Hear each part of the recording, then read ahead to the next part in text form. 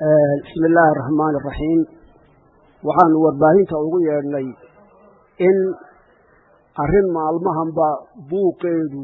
uu warbaahinta iyo bulshada dhexdeeda ka taagnaa oo ku saabsan kiniisad ku taala magaalada Hargeysa inay ka wada hadlaan mowqif iyo bayaan ka soo saaraan marka bayaankii ay culimadu ka soo saareen qadiyada in la baahiyo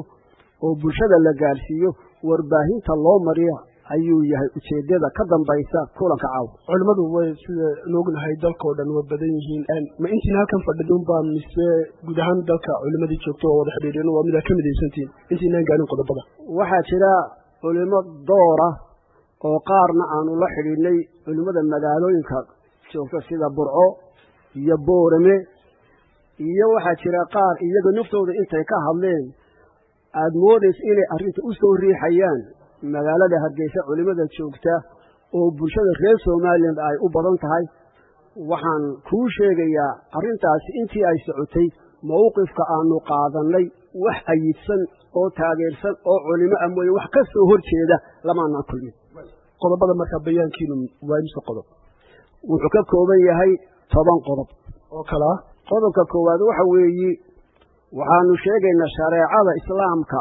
in ay reebayso oo aanay ogolayn in dal islaam laga dhiso kiniisad sida ay qabaan culimada islaamku oo culimada shaafiiciyiintu ay koow ka yihiin sida ku cad kitaabka caanka ee minhaajka la yiraahdo ay Soomaalidu meel walba ka taqaan qodobka labaad mar haddii aynu ognahay in kiniisadda Kaatooliga ah ee magaalada Hargeysa ku taal gumaysigii Ingiriisku si sharci darro ku dhistay iyo jujuub ma banaana in la dayactiro oo dib loo furo ama la hawlgeliyo qodobka saddexaad waxa reeban in muslimka dhexdiisa lagu faafiyo diin aan islaam ahayn afar waxaanu cadaynaynaa kiniisad la furo inaanay ummadda Soomaaliland ugu jirin waxdan adduunyo iyo dan aakhiro midna qodobka shanaad waxaanu cadaynaynaa inaan loo daliisho karin amba aan loo cuskan karin in dalkeena laga furo kiniisada iyadoo la leeyahay dalalka gaalada waxa ka furan masaajido iyo xarumo islaamku uu leeyahay maxaa yeelay islaamku waa diintii xaq ahayd alla uu ogolaa ee nasaxday ama bedeshay dhammaan diinihii ka horeeyay qodobka lixaad arrimaha aan soo sheegnay awgood waxaan xukuumadda Soomaaliland ka codsanaynaa inay ka noqoto wixii heshiis ee ay cid la gashay haddii ay jiraan ee ku saabsan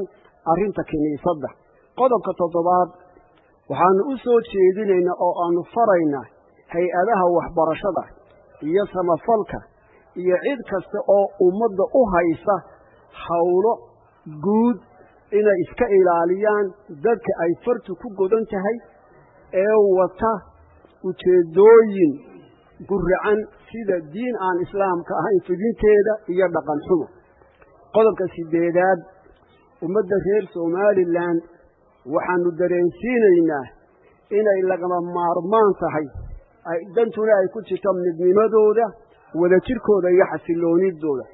qodobka sagaalaad waxaanu ugu baaqaynaa ummadda reer Soomaaliland in la ilaaliyo nabadgelyada lagana foojignaado wax kasta oo khalkhal gelin karaya nabadgelyada xasiloonida iyo wada jirka sheekh waxaan arkayaa tiro 13 sheekh ah oo culimada dalka mid ah inay ku saxiixan yihiin qaarkiina halka waa fadhidaan qaarkiina soo sheegto wala xidhiidheen waxaan ognahay inta badan madaqadan geeska Afrika dhibaatooyin badan oo ka taagay inay sabab u yihiin qaybsanaan dadka dhexdooda ku timid iyo diin meelaha qaar lagu gabanaya ma taagan tahay intii idinku warbaahinta amarin lahaydeen ma isweydiiseen dawladda dalka ka jirta iyo wasaaradda diinta oo qaafto iyaduna hore uga hadashay inay u gudbisaan inta warbaahinta u marlayneen bulshada dhexdeeda waxaan ku sheegayaa koowaad wasaaradda waxaanu aragnay wasiirka awqaafta iyo arrimaha diinta oo aanu arrinta ka wareysanay waxa kaloo u gudbinay wasiirka mowqifka aanu taagannahay